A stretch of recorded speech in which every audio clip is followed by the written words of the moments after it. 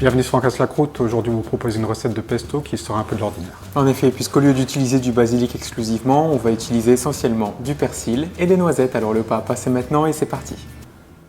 Pour les ingrédients, on aura besoin de basilic frais, de persil frais, du sel, de l'huile d'olive, du parmesan, une petite gousse d'ail et des noisettes.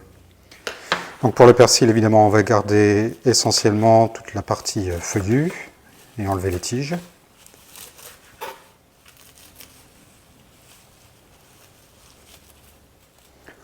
On va prélever une vingtaine de feuilles de basilic.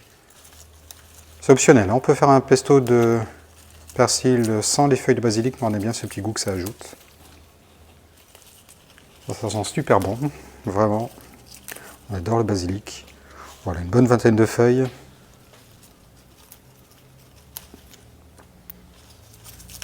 Et hop, on arrête de le torturer. On va juste, évidemment, enlever la peau de la gousse d'ail.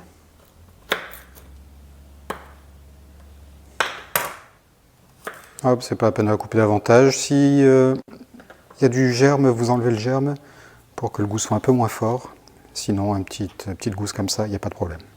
Alors, comme on a un petit bol, on a divisé les ingrédients en deux. Donc, on va mettre le persil, le basilic, le parmesan qu'on a coupé en morceaux grossièrement, la demi-gousse d'ail ici, puisqu'on a mis la moitié. Les noisettes, à la place vous pouvez utiliser des noix, et vous pouvez aussi utiliser des noisettes sans la peau, mais vous pouvez garder la peau si vous le souhaitez.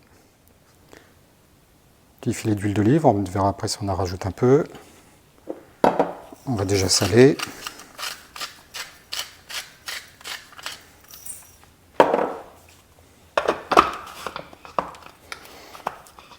Et on mixe.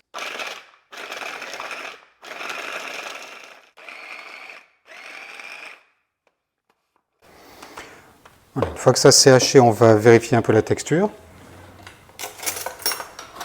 Donc on peut garder un pesto assez grossier comme ça, mais là on voit qu'il est un petit peu sec. Donc c'est là qu'on va pouvoir rétablir ou corriger un petit peu la quantité d'huile qu'on met dans le pesto.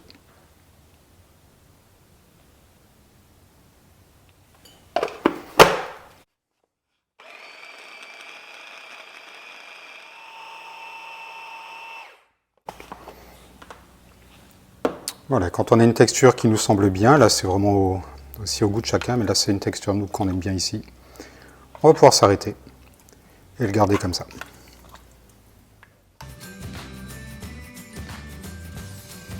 Comme pour un pesto traditionnel, vous allez pouvoir utiliser ce pesto-ci pour accompagner des pâtes ou pour la base d'une bruschetta par exemple. Et même une croûte de pesto pour votre viande ou le poisson. Alors n'oubliez pas de vous abonner sur On Casse la Croûte, YouTube, Facebook et Instagram. À bientôt.